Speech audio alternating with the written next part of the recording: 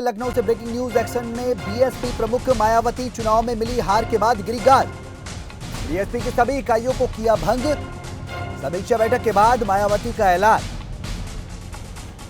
Breaking news आपको बता रहे हैं, मायावती ने ऐलान किया है।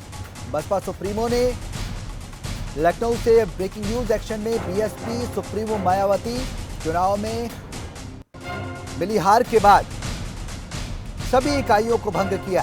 बीएसपी ने एक्शन में है बीएसपी सुप्रीमो मायावती। चुनाव में मिली हार के बाद गिरी गाज और बीएसपी की सभी इकाइयों को बसपा सुप्रीमो मायावती ने भंग किया। 5 राज्यों में विधानसभा चुनाव हुए थे, उसमें बीएसपी यानी बहुजन समाजवादी पार्टी का प्रदर्शन बेहद ही निराशाजनक रहा, जिसके बाद बसपा सुप्रीमो मायावती ने ये बड़ा कदम उठाया है। बीएसपी की सभी इकाइयों को भंग किया। चुनाव में मिली हार के बाद ये गाज गिरी है। ब्रेकिंग न्यूज आपके टेलीविजन सेट पर एक तरफ इशारा कर रही है कि कहीं ना कहीं हार को लेकर बहुजन समाजवादी पार्टी में मंथन चल रहा है। जिस तरीके से कांग्रेस ने मंथन किया लगातार, अब उत्तर प्रदेश में कभी एक प्रमुख दल के रूप में बहुजन समाजवादी पार्टी हुआ करती थी, लेकिन अब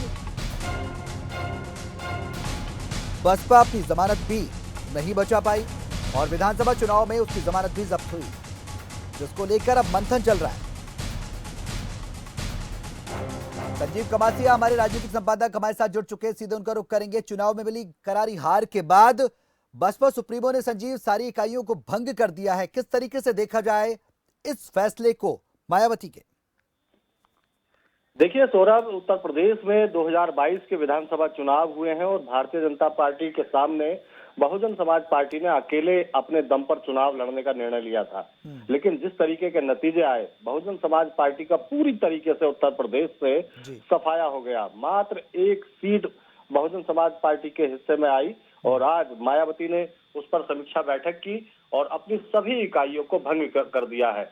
लखनऊ में पदाधिकारियों के साथ समीक्षा बैठक बुलाई थी, मायावती खुद मौजूद थी और मायावती ने 2024 की तैयारियों की बात कही है। लेकिन जिस तरीके के नतीजे 2022 के विधानसभा चुनावों के रहे हैं, उससे लगता है कि बहुजन समाज पार्टी के लिए उत्तर प्रदेश में सियासी लिहाज से बहुत कुछ बचा नहीं है। सौरभ, संजीव, आपसे यहाँ पर यह भी जानना चाहेंगे, जो यूनिट्स भंग किए हैं, इकाइयों को भंग किया है, इसके बाद क्या कुछ नई रणनीति रहेगी बसपा सुप्रीमो की तरफ से? क्योंकि जिस तरीके से आपने भी जिक्र किया कि अब बहुजन समाजवादी पार्टी के पास कुछ बचा नहीं है, ऐसे में रणनीति आगामी क्या रहने वाली है? इकाइयां भंग हुई हैं, इसके बारे में कुछ विस्तार से बता पाएं।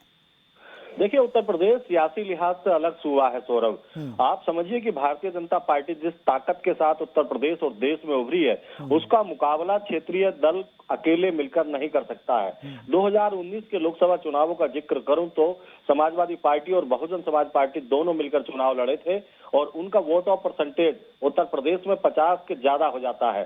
दलित समाज को जोड़े, यादव समाज को जोड़े और मुस्लिम समाज को जोड़े, तीनों का वोटर बैंक जोड़ा जाए तो 50% पार कर जाता है। लेकिन नतीजों की बात करें तो 64 सीटें भारतीय जनता पार्टी के हिस्से में आई थी। मात्र 15 सीटों पर बहुजन समाज पार्टी और सपा का गठबंधन जीत पाया था। एकमात्र सीट कांग्रेस की राष्ट्रीय अध्यक्ष सोनिया गांधी रायबरेली से जीती थी। तो उत्तर प्रदेश के जो नतीजे हैं वो साफ तौर पर ये दर्शाते हैं कि भारतीय जनता पार्टी का मुकाबला ना तो अकेले मायावती कर सकती हैं, ना अकेले अखिलेश यादव कर सकते हैं। अभी जिस तरीके के चुनाव 2022 के विधानसभा चुनाव उत्तर प्रदेश में हुए हैं, उसके नतीजों ने फिर एक बार साफ कर दिया है कि भारतीय जनता पार्टी का मुकाबला करना है तो समूचे विपक्ष को एक प्लेटफॉर्म पर आना होगा।